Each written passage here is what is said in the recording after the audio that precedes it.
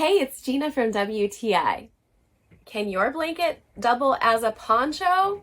Well, mine can, and it is so amazing.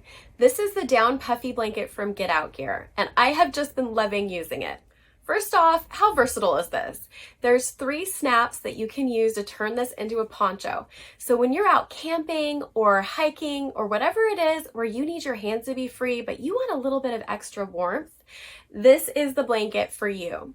I love that the snaps are super strong. We actually had to go in with our fingernails and pry the snaps apart, and I really like that because that's really high quality, and I know that these are not going to just fail on me. This blanket is rated for 45 degrees. I definitely have a tendency to get hot at night, and so I want something that's going to still give me warmth when we're out camping, but isn't going to make me overheated. Now, if you're someone that runs on the cooler side or you're in a colder climate, this is great to use in addition to your sleeping bag.